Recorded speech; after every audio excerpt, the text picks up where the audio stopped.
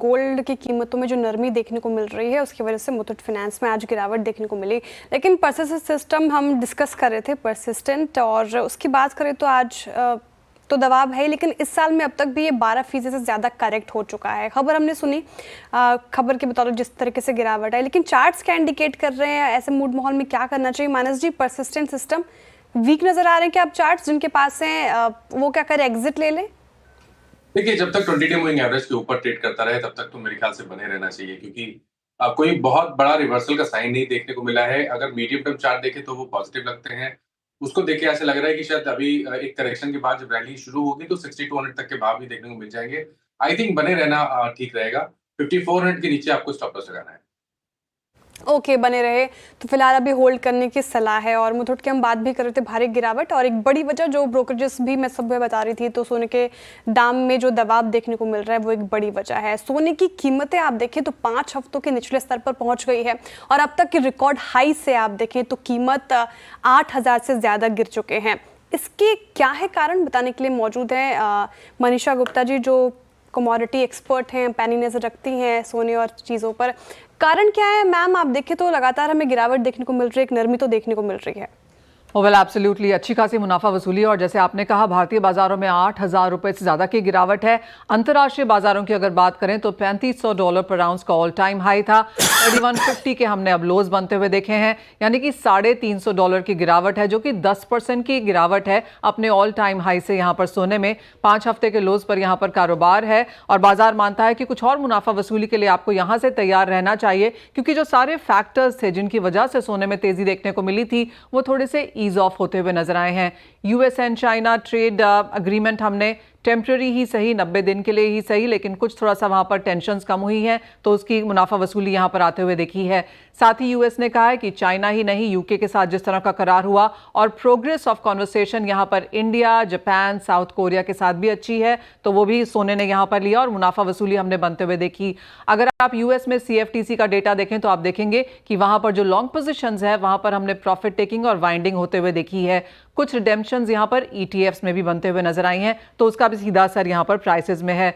साथ ही यूएस ने सीरिया के सैंक्शंस हटा दिए हैं। हमने एक और चीज़ जो यहाँ पर आते हुए देखी है वो ये है कि वो जो यूएस के इन्फ्लेशन नंबर्स हैं वो थोड़े ऑन द वीकर साइड आए हैं। पिछले एक हफ्ते में सोने ने 5% यहाँ पर गंवाया है, और बाजार मानता है कि $3,070-3,000 पर आउंस तक के लेवल्स भी यहाँ पर अब गोल्ड में देखने को मिल सकते हैं। जो सारी न्यूज़ है सोने में फैक्टर इन हो चुकी है। यहाँ से कुछ बहुत बड़ी खबर आती है, चाहे वो ट्रेड टैरिफ्स को लेकर है, जियोपॉलिटिक्स को लेकर है, तो हम सोने में बाइंग आता हुआ देखेंगे। लेकिन for the near term sell on rallies की स्थिति फिलहाल यहां पर सोने में बनती हुई नजर आ रही है। कुछ और गिरावट की एक्सपेक्टेशन, 90,000 के लेवल्स इंडियन मार्केट्स में टूटते हुए नजर आ सकते हैं, और जो सपोर्ट लेवल्स ब्रोकरेजेस लगा रहे हैं वो अब 88,000 रुपीज पर 10 ग्राम्स के हैं, यानी कि कुछ और मुनाफा वसूली अब बाकी है।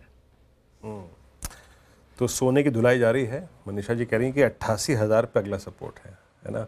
98 से 88 या फिर उसके नीचे भी पॉसिबिलिटी लग रही है आपको, जिस प्रकार से रिस्क एलिमेंट कम हुए हैं मनीषा जी पिछले कुछ दिनों में?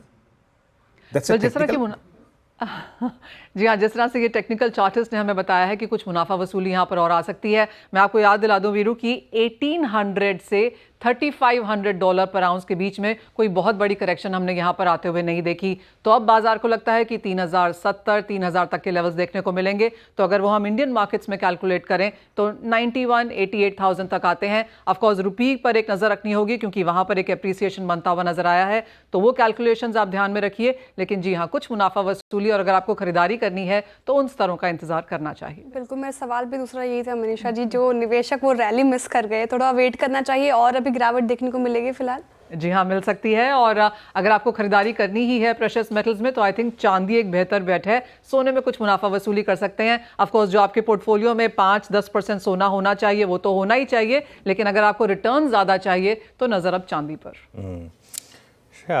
आप क्यों खरीदना चाहती हैं सोना वैसे? पिछली दफा जब आई थी मनीषा जी और हम डिस्कस कर रहे थे, उन्होंने कहा था कि अभी से शुरुआत कर लो एसआईपी के जरिए, और वीरेंद्र जी मुझे व्हाट्सएप किए जा रहे थे कि शुरू किया कि नहीं एसआईपी के जरिए किया था या नहीं? हाँ, मैंने बिल्कुल शुरुआत कर दी है मैंने।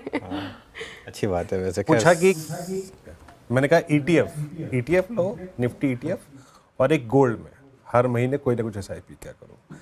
देखते देखते श्रेया 5,000 का सोना 95 बिक गया, 98 बिक गया। है ना अनुज?